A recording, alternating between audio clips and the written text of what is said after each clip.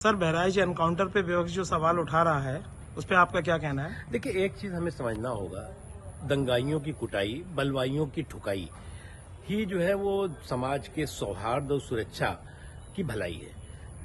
अगर दंगाइयों की कुटाई नहीं होगी, बलवाइयों की ठुकाई नहीं होगी तो समाज के सौहार्द और सुरक्षा की भलाई नहीं हो सकती। और जो ये सियासी सूरमा है, आज तक जिस तरह से दंगाइयों का संरक्षण करते रहे, उनको जो है वो प्रमोशन देते रहे, प्रोटेक्शन करते रहे, आज वो सवाल खड़ा कर रहे हैं।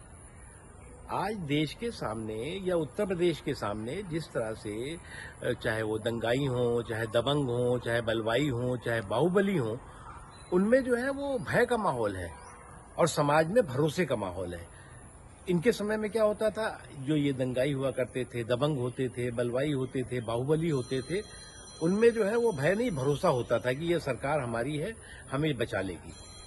और इसलिए जो भी इस तरह की शक्तियां हैं, इस तरह की ताकत है, देखिए अगर दंगे होते हैं तो दंगों में इंसान ही नहीं मरता बल्कि इंसानियत भी लहूलुहान होती है।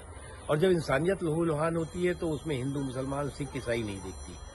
और ये जो बलवाई होते हैं, ये जो दंगाई होते हैं, ये जो बाहुबली होते हैं, ये जो बकैत होते हैं, इनके सामने जो है वो एक ही मकसद होती है, एक ही मंशा होती है कि देश के सौहार्द को, देश की शांति को, प्रदेश के सौहार्द और शांति को तार तार करें। और योगी आदित्यनाथ जी के नेतृत्व में इन पिछले 7-8 सालों में इस तरह के बलवाई, इस तरह के बाहुबली, इस तरह के बकैत, इस तरह के दंगाई, इस तरह के दबंग पूरी तरह से जो है वो धूल धूसरित हुए हैं। और इसीलिए मैंने कहा कि बलवाइयों की ठुकाई और दंगाइयों की कुटाई जो है वो समाज के और सौहार्द के भलाई के लिए जरूरी है।